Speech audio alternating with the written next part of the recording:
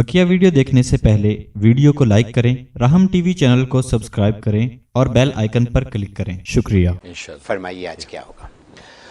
अल्हम्दुलिल्लाह वहदा वस्सलातु वस्सलामु अला मन ला नबी बाद अम्मा बाद।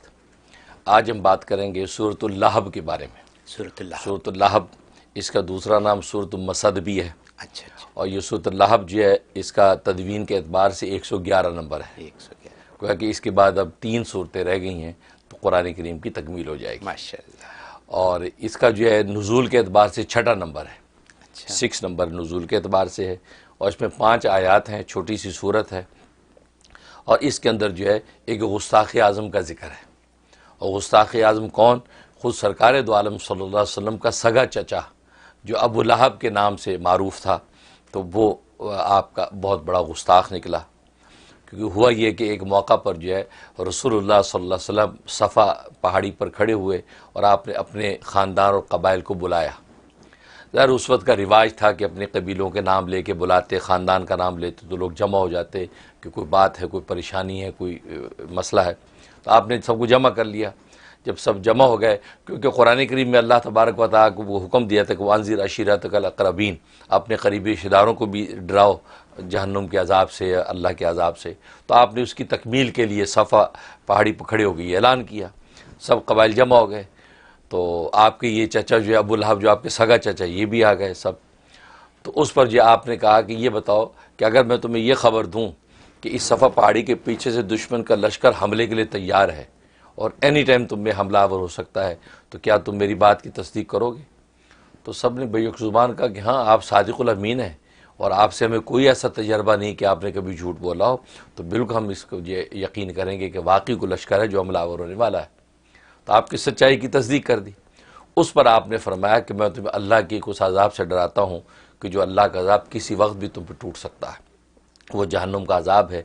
तुम ये कुफ्र और शिर्क को छोड़ दो, बुतों की पूजा छोड़कर एक अल्लाह के हो जाओ। ये पैगाम दिया।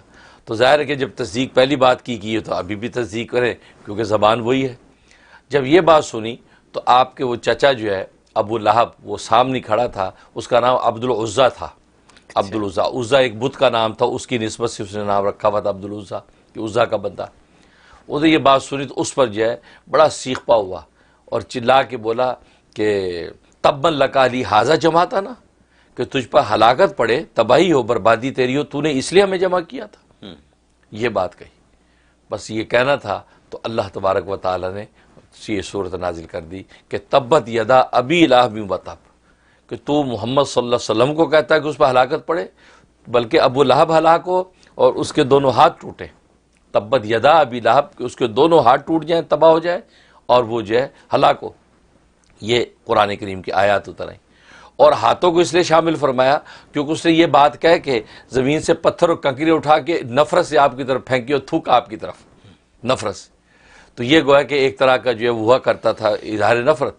तो उस पर अल्लाह तबारक उन हाथों को भी जिक्र किया जिन हाथों से तूने कंकरियाँ उठा के फेंकी मोहम्मद सल्लल्लाहु अलैहि वसल्लम के चेहरे अनवर की तरफ, तो वो हाथ भी टूटें और तू खुद पूरा का पूरा तबाह बर्बाद हो जाए।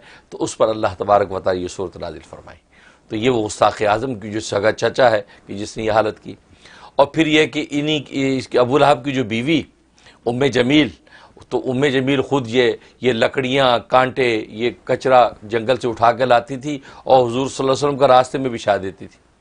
तो आप ताकि चले, आपको कांटे चुभें, लकड़ी चुभे, रास्ता साफ़ ना मिले, चलने में तकलीफ़ हो। तो ये उसको भी कुरान ने जिक्र किया। वमरातु कह के उसकी बीवी का जिक्र किया कि वो लकड़ियाँ बिछाती थी।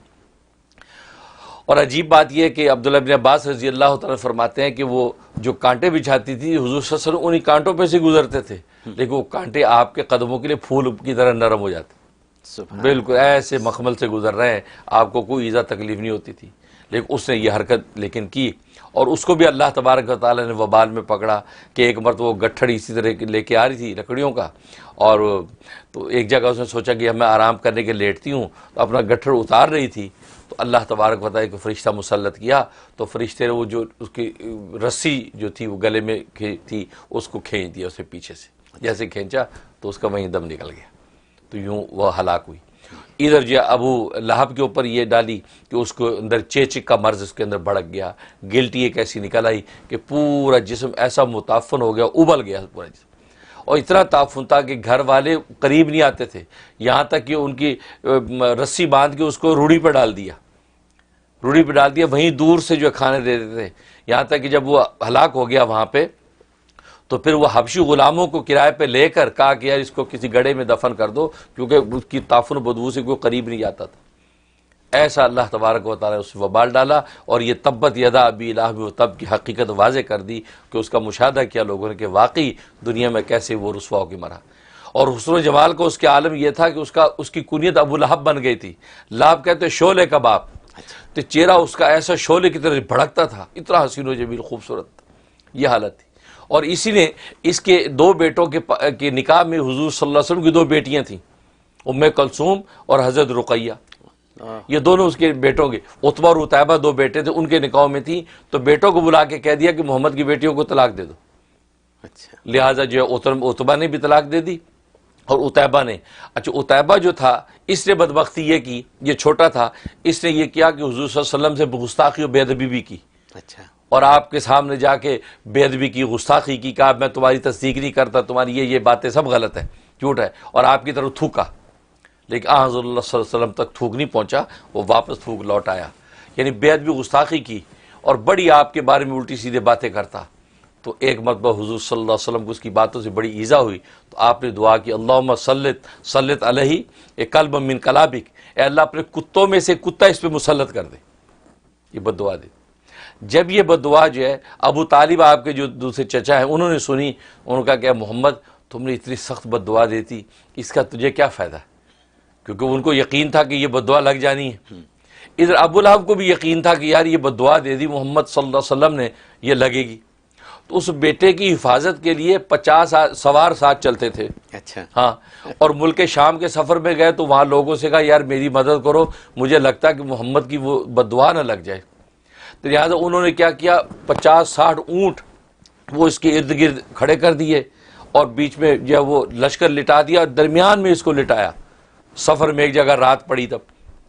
تو اللہ تبارک و تعالیٰ نے اس بد دعا کو کیسے پورا کیا کہ ایک شیر مسلط کیا، اور سب جانور سب لوگ سو گئے، شیر بڑی خاموشی سے دبے پاؤں آیا، سب کو کراس کرتا ہوا، سونگتا ہوا، یہاں تک کہ عین جب اس کو جو سے سونگا سمجھ گیا کہ یہی میرا شکار ہے، اور اسی وقت چند لمحوں میں چیر پھاڑ کے ٹکڑے کر دی۔ ابھی لوگوں کو پتہ ہی چلا، آنکھ ہی کھلی ہے، پتہ چلا ٹکڑے ٹکڑے ہوا پڑا ہے اور شیر غائب۔ تو وہ جو بد دعا کی تھی، اس طرح عتیبہ کو اللہ تبارک و تعالی ہلاک کیا۔ تو یہ وہ ابو لہب ہے کہ جو گستاخ اعظم جس کا ذکر اس صورت کے اندر ہے، اور دشمنوں کے حوالے سے بڑی اسٹرانگ یہ صورت ہے۔